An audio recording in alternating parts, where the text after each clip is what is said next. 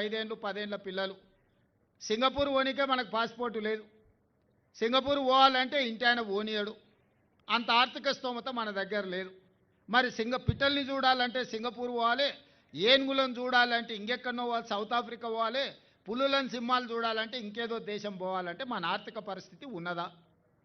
మన ఆర్థిక స్తోమత కానీ మన కుటుంబ పరిస్థితులు కానీ ఒక్క పూట పండుగ నాడు అమ్మగారింటికి పోతేనే ఇల్లంతా ఆగమైపోతుంది. ఇంటైనా ఏడుకోతావు పామ్మ అని దసరా పండుగ కడితే ఉగాది పండుగ కోదులే ఇల్లు ఆగమవుతుంది, ఆడికి పోక అంటారు. అవునా?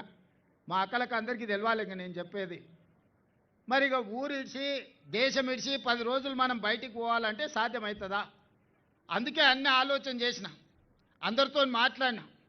నేను కూడా మన ఎమ్మెల్యేలను కార్పొరేటర్లను అందరినీ ఇతర దేశాలు కూడా పోయి రాపోండి, చూసి రండి. మనం అప్పుడప్పుడు ఇల్లు కట్టుకోవాలంటే మన చుట్టాలు మంచి ఇల్లు కట్టుకుంటే పోయి చూసేస్తాం. అరే మనం కూడా ఎట్లా కట్టుకుందాం, బెడ్రూమ్ ఎట్లుండాలి, అటాచ్ బాత్రూమ్ ఎట్లుండాలి, ఇంటి దర్వాజాలు ఎట్లుండాలి, కిటికీలు ఎట్లుండాలని చూసి వస్తలేమా?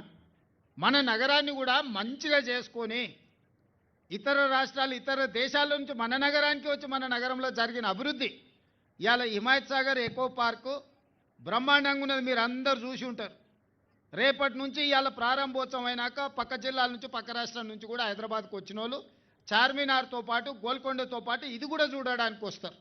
ఈ పక్కనే కూతేస్తే పలికెంత దూరం మనకి ఎయిర్పోర్ట్ ఉంది, ఔటర్ రింగ్ రోడ్ ఉంది, పెద్ద పెద్ద ఐటీ కంపెనీలు ఉన్నాయి. ఇవన్నీ కూడా ఆయల్లో నిర్మించినప్పుడు కొంతమందికి నష్టం జరిగింది. కానీ ఇది ఇవాళ ఎంత పెద్ద ఆస్తి వ్యవస్థ అయింది మనకు. ఒకప్పుడు రంగారెడ్డి జిల్లాకు పిల్లని ఇవ్వాలంటే మీ ఊర్లో రోడ్డు లేదు, తాగనీకే నీళ్లు లేవు, ఎట్లనే పిల్లని ఇచ్చేది అనేటోళ్ళు మా చుట్టాలకిన. ఇవాళ ఎత్తుకుతూరు భూతద్దం పెట్టి రంగారెడ్డి జిల్లాలో పిల్లగాడు దొరుకుతడం అనికిస్తే 2 ఎకరాలు ఉంటే 200 కోట్ల ఆస్తి అవుతుంది. ఈ అమ్మాయి పిల్లకు మా ఆడపిల్లకు కష్టమే ఉండదు, కాలు మీద కాలు వేసుకొని బతుందని ఇవాళ అందరూ రంగారెడ్డి జిల్లాకే పిల్లల్ని ఇవ్వాలని చూస్తున్నారు. కాలం మారింది, మన భవిష్యత్తు మారుతుంది. భవిష్యత్తు మారినట్టుగా మనం అభివృద్ధి చేసుకోవాలి.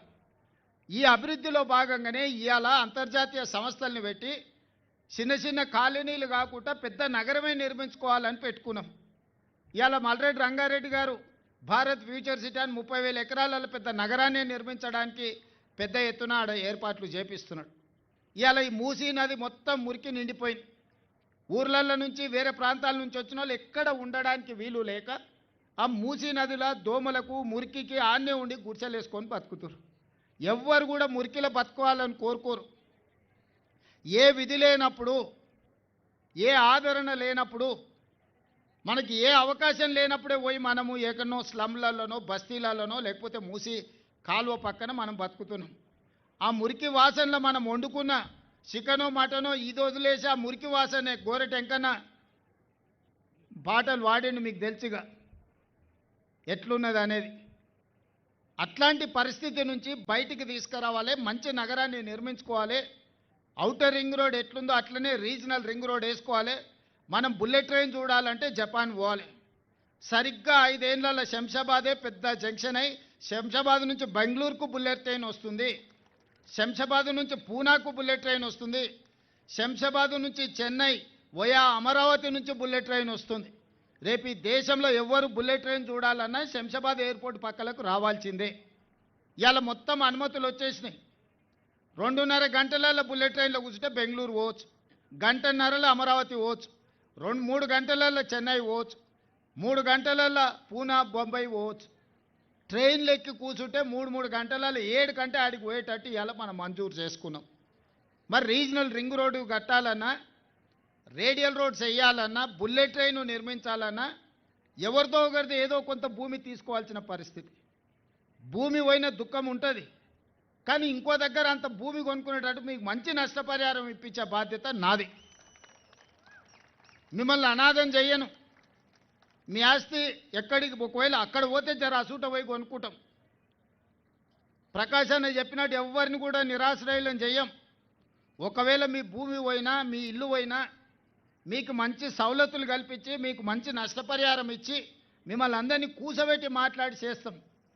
మీరు మాకు శత్రువులు కాదు, మీరు మాకు మిత్రులు. 4 సార్లు ప్రకాశ్ అన్న గెలిచిండు అని అంటే మీ బస్తీలలో మీతో ఉన్నాడు, మీ ఓడు కాబట్టే గెలిచారు. మీరు ఓట్లు వేస్తే గెలిచారు, పెద్ద పెద్ద అపార్ట్మెంట్లు ఉన్న వాళ్ళు ఓటేస్తే కాదు. ఈ పేదోళ్ళు వేస్తే 4 సార్లు ఎమ్మెల్యే అయ్యండి. ఒక వ్యక్తి 4 సార్లు ఓడిపోకుండా గెలవాలంటే సామాన్యమైన విషయం కాదు. నేనే 2 సార్లు ఎమ్మెల్యే గెలిచినాక మూడోసారి ఓడిపోయినా మళ్ళీ 4గోసారి గెలిచిన. కానీ ప్రకాష్ అన్న 4 సార్లు ఓటమి ఎరగకుండా గెలుస్తున్నాడంటే మీ పక్షాన నిలబడ్డాడు కాబట్టి, ఆయనకేం స్వార్థం లేదు కాబట్టి మీరు ఆయనను గెలిపిస్తారు. నా దగ్గరకు వచ్చి పంచాయతీ పెట్టుకుంటాడు నాకు దగ్గర కాబట్టి, అన్న ఇంకా కుదరదన్న ఆడకి బస్తీలలో పోతే నన్ను అందరు అడుగుతుర్రన్న. ఎందుకంటే మీరు ఎవరైనా ఆయన దగ్గరికి చక్కగా పోవచ్చు. కొంతమంది ఫామ్ హౌస్లలో ఉంటారు, ఎవరు రానియరు. ప్రకాష్ అని ఎవరు వచ్చినా దా తమ్మి ఏం సంగతి తమ్మి ఎట్లుంది తమ్మి ఏంది విషయం అట్లనా ఏమన్నా అంటే కానీ అట్లా అంటున్నట్టు కూడా ఇక మనోడేనే అంటాడు, నడవనీరు అని అంటాడు. ఓపికగా వ్యవహారం చేస్తున్నాడు, కుటుంబ పెద్దగా మిమ్మల్ని అందరినీ దగ్గర తీసుకుంటున్నాడు కాబట్టి ఇవాళ 4 సార్లు ఎమ్మెల్యే అయిండు. నేను వారి సమక్షంలో మీకు మాట ఇస్తున్నా, ప్రపంచంలోనే గొప్ప నగరాన్ని ఇక్కడ నిర్మిస్తున్నాము. ఇది ప్రారంభమే. ఇక్కడ రాబోయే రోజుల్లో వచ్చే అభివృద్ధి ప్రపంచంలో ఎవరైనా ఇలాన్ మస్క్ నుంచి ట్రంప్ కూడా ఇక్కడికి వచ్చి, ఈ మధ్యకాలంలో ట్రంప్తో వాళ్ళకు సంబంధించిన వ్యాపార సంస్థలతో కూడా మాట్లాడుతున్నాం. పెద్ద పెద్ద సంస్థల్ని ఇక్కడికి తీసుకొచ్చే విధంగా మీరు చూస్తున్నారు. ఇప్పుడు ఈడ సర్కిల్ కడుతున్నాం, జంక్షన్ పెద్దది. ఈ ఏరియాలోనే మీకు కండ్లు మూసి తెరిచే లోపల ప్రపంచంతో పోటీ పడే అభివృద్ధి ఇక్కడ నడుస్తుంది. అందుకే మూసీ రివర్ డెవలప్మెంట్ కార్పొరేషన్లో ఎలివేటెడ్ కారిడార్స్తో పాటు ఇంటర్నేషనల్ స్థాయి అభివృద్ధి ఇక్కడ జరగబోతుంది. మన నగరంలో ఉన్న గొప్ప గొప్ప కట్టడాలు, చారిత్రాత్మకమైన కట్టడాలను చూడడానికి ప్రపంచ దేశాల నుంచి వచ్చే విధంగా ఈరోజు మనం ప్రణాళికలు సిద్ధం చేస్తున్నాం. గొప్ప నగరాన్ని నిర్మించుకుంటున్నాం, గొప్ప పార్కులు నిర్మించుకుంటున్నాం. ఇవన్నీ కూడా మన ప్రజలకు ఆహ్లాదంతో పాటు వ్యాపారము లాభసాటిగా ఉండేటట్టు చేస్తున్నాం. ఇవాళ ఈ పార్క్ అంతా డెవలప్ అయితే దీని చుట్టూతో చిన్న చిన్న వ్యాపారస్తులందరికీ లాభం జరుగుద్ది. ఆటో వాడికి లాభం ఉంటుంది,